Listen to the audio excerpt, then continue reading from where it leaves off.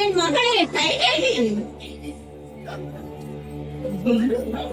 ஏன் அப்படி அலறிக்கொண்டு என் உறக்கத்தை கலைக்கிறாய்? என்ன அவசரம் உனக்கு? ஏன் என்னை அழைத்தாய்? உறங்குகிறாயா? உறங்கு. ஊரில் என்ன நடக்கிறது என்று தெரியாமலேயே உறங்குகிறாயா? கிரகண சமயத்தில் பாம்பு தன்னை விழுங்குவது கூட தெரியாமல் கடைசி வரை ஒளி வீசிக் கொண்டிருக்கும் சந்திரன், அது போல உன் வாழ்வு அழிய போகிறது என்று தெரியாமலேயே உறங்கிக் கொண்டிருக்கிறாய். உறங்கு, நன்றாக உறங்கு. என்ன உளறுகிறாய்? சூரிய குலம் தலை தூண்ட தோன்றிய 4 மகன்களுக்கு என் மகன்கள் 4 அவரவர் வழியில் நெறி பிறலாகி நேர்மை குன்றாகி வளர்ந்து வருகின்றனர். அதிலும் தன் வில்லால் இந்த உலகையை வளைக்கக்கூடிய ஆற்றல் பெற்ற என் மகன் ஸ்ரீராமன் இருக்கும் போது எனக்கு துன்பம். என்ன உணர்கிறாய்? பித்தேதும் பிடித்து விட்டதா? பித்து எனக்கு பிடிக்கவில்லை. முதலில் நான் கேட்பதற்கு பதில் சொல்லு. நிறுத்து. புகழுக்குரிய புதல்வர்களை பெற்றவர்கள் துன்பம் நீங்கி நன்மை பெறுவார்கள். சாமாதங்கள் 4 வேதங்களும் ஒன்றாய் உருவெடுத்தது போல் வந்திருக்கும் என் மகன் ஸ்ரீ ராமன் இருக்கும் போது எனக்கு எப்படி துன்பம் வரும்? சொல் மன்னரை, சொல். அடி பாடகத்தின், உனக்கு ராமன் மீது இருக்கும் பிள்ளை பாசத்தினால் பித்து பிடித்து பேசுகிறோம். ஏன் உன் நலம் அழியப் போகிறது, உன் செல்வம் அழியப் போகிறது. உனக்குள்ளதை அந்த பாசனை பறித்து விட்டான்.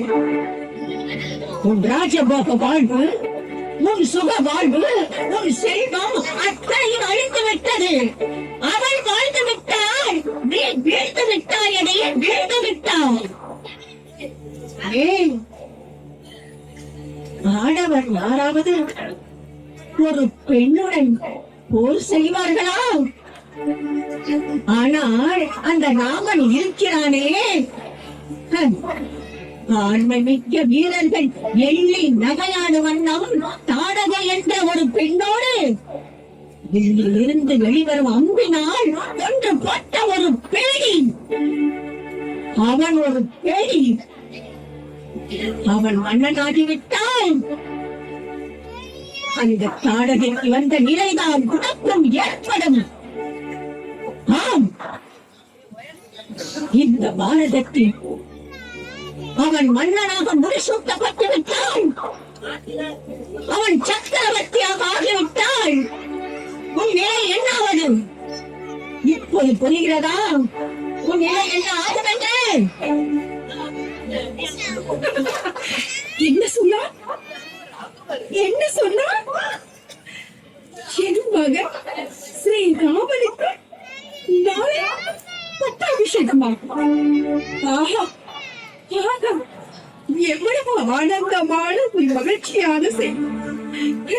போடி பைத்தியம், இவ்வளவு என் உள்ளம் மகிழ்ச்சிக்குரிய இன்பமான செய்தியை ஏன் இவ்வளவு கோபமாக சொல்கிறான்? ஆஹா, இந்த மகிழ்ச்சியான செய்தியை சொன்ன உனக்கு நான் என்ன பரிசு தருவது? இதோ முத்துமாலை, இதை வைத்துக் கொள். என் மகன் ஸ்ரீராமன் சக்கரவர்த்தியாக போகிறான். இந்நாட்டின் சக்கரவர்த்தி என் மகன் ஸ்ரீராமன். சக்கரவர்த்தியின் தாய் தாய்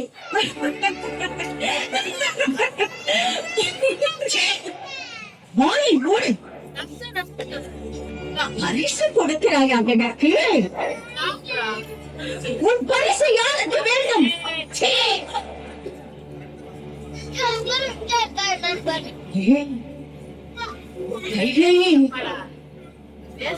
ராமன் உனக்கு மகன் என்றால் பரதன் யார்? பரதன் யார்? ராமன் கோசலை பெற்ற மகன். பரதன் நீ 10 மாதம் சுமந்து பெற்ற பிள்ளை. உனக்கு சக்கரத்து மகன் பெரிதா இல்லை உன் மகன் பரதன் பெரிதா? ஏய், அவன் சீதையோடு உயர்ந்த சிம்மாசனத்தில் அமர்ந்து கொண்டு நாட்டை ஆட்சி செய்வான். உன் மகன் பரதனோ ஒருவராலும் லட்சியம் செய்யப்படாமல் அலட்சியப்படுத்தப்பட்டு அவன் காலடியில் வேலை செய்யும் வேலையாளாக இருப்பான். அந்த கோசலை உன் உரிமை அத்தனையையும் பறித்து விடுவான். பிறகு உன் நிலை என்ன ஆகும்? இதற்காகவா மகிழ்கிறாய்? சொல், இதற்காகவா மகிழ்ந்து கொண்டிருக்கிறாய்? மீண்டும் மீண்டும் சொன்னதையே சொல்லி சொல்லி என் கோபத்தை தூண்டாதே. போய்விடுங்கிருந்து போ.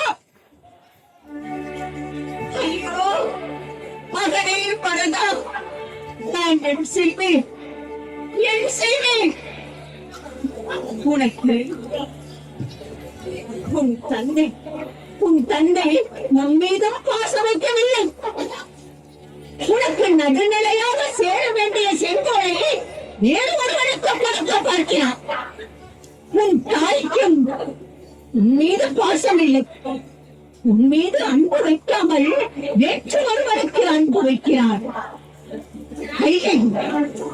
நீ ராஜகுலத்தில் பிறந்து இளவரசியாக வளர்ந்து அரசனைகள் மணந்து பட்டத்து அரசியாக வாழ்ந்து கொண்டிருக்கிறாய்.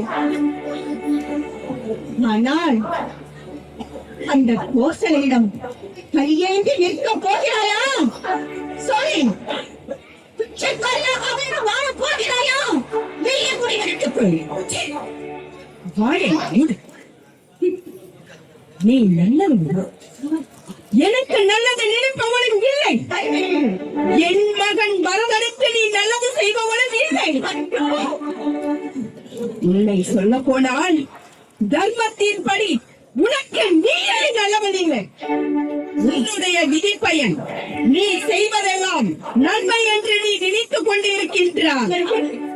இனி என் கண் முன்னே நில்லாதே. மீறி ஏதாவது பேசினால் பேசிய நாவை ஒருத்து விடுவேன். உன் தீய எண்ணம் வெளியில் தெரிந்தால் அரசை நிந்தனை செய்த குற்றத்திற்காக கொலை செய்யப்படுவார்.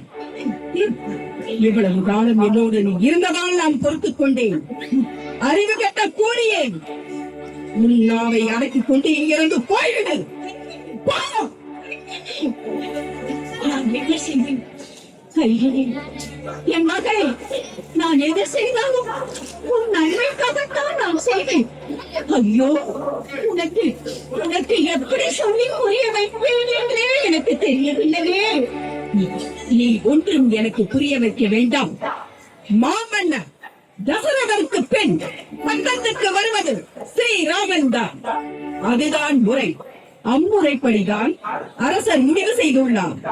அம்முறையை மீற என்னை தூண்டாதே. நீ போய்விடு.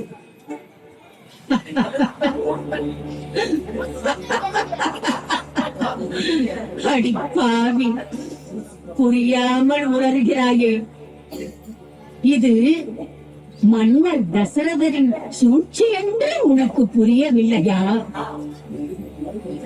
மன்னர் மறைவுக்கு பிறகுதான் வாரிசுகளில் மூத்தவனுக்கு உரிமை. ஆனால் மன்னர் உயிரோடு இருக்கும் போது மூத்தவர் என்றால் அது அவர்தானே. அவர் விருப்பப்படி யாருக்கு வேண்டுமானாலும் அரசு உரிமையை கொடுக்கலாம் அல்லவா? இது முறைமையில் வராது. ஆம், நாளை ராமன் மன்னனாகிவிட்டால் உன் நிலை என்ன ஆகும்? பரதன் அவன் காலடியில் இருந்து வேலை செய்யும் ஒரு வேலைக்காரனாக இருப்பான். மகாராணியாக வாழ்ந்து கொண்டிருக்கிறாள். கடைசியில் கோசலையிடம் பிச்சை எடுக்கும் பிச்சைக்காரியாக இருக்க போகிறாள். என்ன முடிவெடுக்க போகிறாள்? சொல். அப்படி ஒருபோதும் நடக்காது. நீ வீணாக பேசி என் அறிவை சிதைக்காது. என்ன சொல்கிறேன்? என்ன சொல்கிறான்? நடக்கும், நிச்சயம் நடக்கும், கண்டிப்பாக நடக்கும். கைகளில் உன்னை தேடி வரும் வறியவர்களுக்கு நீ பொருளை அள்ளி எப்படி கொடுப்பாய்? அவளிடம் யாசகம் பெற்று கொடுப்பாயா? அவள் இல்லை என்று சொல்லிவிட்டால் உன்னால் எப்படி கொடுக்க முடியும்? முடியாது. இருப்பவர்களுக்கு எதுவும் கொடுக்க முடியவில்லை என்று துக்கப்பட்டு நிற்பாயா?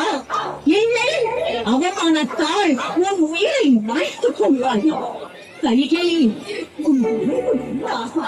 என்ன எப்படி வாழப் போகிறான்? நீ என்னென்னவோ சொல்கிறாய். எனக்கு ஒன்றும் புரியவில்லை.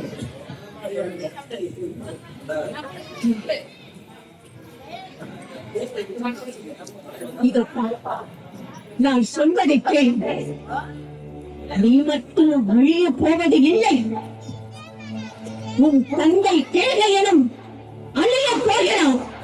உன் தந்தை கேளையனும் அழிய போகிறான். நீ அழிய போகிறான். என்ன? என் தந்தை அழிய போகிறாரா? என்ன வந்தனை சொல். விவரமாக சொல். ஆம், ஆம்.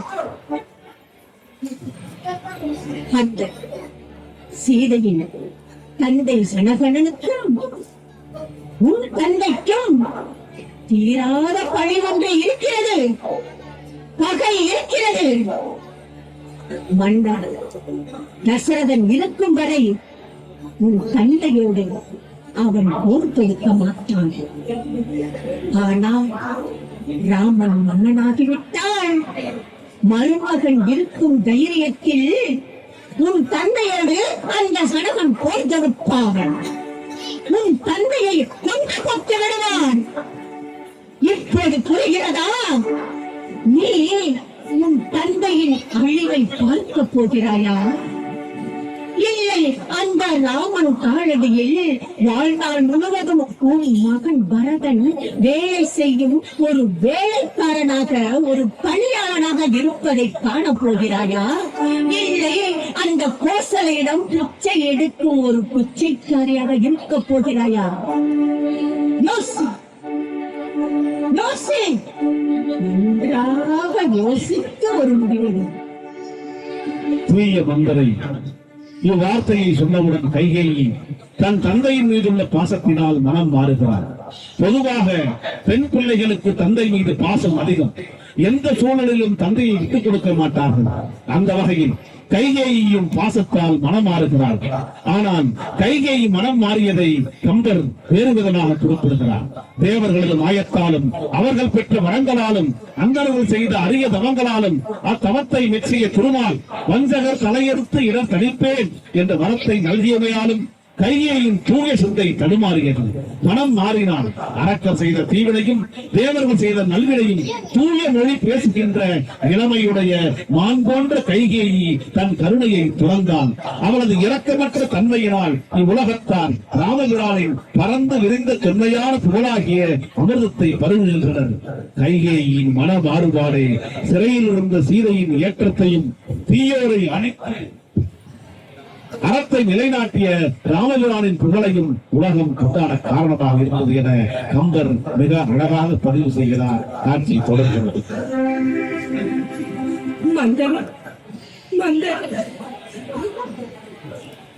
நீ மிகவும் நல்லவர். நீ மட்டுமே என் நலனை காப்பவர். என் மகன், உன் பேரன், என் ஆழ்கடல் சென்ற உலகை நீதான் ஒரு உபாயத்தை கூற வேண்டும். நான் உன்னை மட்டும்தான் நம்புகிறேன். என் அன்பு மகளின் கைகள், நாம் சொல்வது எதுவாக இருக்கும் அது ஒரு நன்மைக்காகத்தான் சொல்வேன். இப்போது சொல்கிறேன். உன் மகன் பரதன் இந்த 7 உலகத்தையும் ஆட்சி செய்யும் அரசனாக வருவான். அதை நான் செய்து காட்டுவேன். இது என் உறுதி.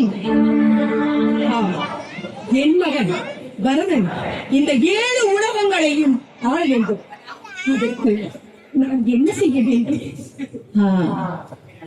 கைகேயி, மன்னர் தசரதன் சம்பரன் என்பவனோடு போர் புரிந்து வெற்றி பெற்றார் அல்லவா? ஆமாம், அப்போது மன்னருடன் நான் உடனிருந்தேன். உன் சமர்த்தினால்தான் அவர் போரில் வெற்றி பெற்றுள்ளார். ஆம், நான் உதவியதால் தான் மன்னர் அப்போரில் வெற்றி பெற்றார். அதற்கு நன்றி கடனாக உமக்கு 2 வரங்களை அளித்துள்ளார் அல்லவா? ஆம், ஆமாம், எனக்கு 2 வரங்கள் தருவதாக வந்தார். நான் தான் தேவைப்படும் போது பெற்றுக் கொள்கிறேன் என்று சொன்னேன். அந்த 2 வரங்களையும் கேட்டு நிறைவேற்றிக் கொள்ள வேண்டிய நேரம் இப்பொழுது வந்துவிட்டது. மகளே, நீ என்ன சொல்கிறாய்? இவ்வளவு காலம் கழித்து அந்த 2 வரங்களை மன்னரிடம் நான் கேட்க முடியுமா? கேட்டால் அவர் தருவாரா? முடியும். கேள், மன்னன் தசரதன் வாக்கு தவற மாட்டார். சொல், நான் என்ன வரம் கேட்க வேண்டும்? அப்படி கேள். முதல் வரம், ராமன் 14 ஆண்டு காலம் காட்டிற்கு வனவாசம் செல்ல வேண்டும். சரி, 2வது வரம்? 2வது வரம், உன் மகன் பரதன் மன்னராக முடிசூட்டப்பட வேண்டும். அப்பா, மன்னன் என் வயிற்றில் பாடை வாழ்த்தான். நீயே என் தெய்வம். இந்த ஒளிகடல் சூழ்ந்த உலகை என் மகன் வாழ நீயே வழிவகுத்தாய். என் மகனுக்கு இந்த நாட்டையே நீ திருப்பி கொடுத்து விட்டாய். என் மகனுக்கு நான் தாய் அல்ல, நீதான் தாய். நீதான் தாய். நன்றி, நன்றி, மிக்க நன்றி.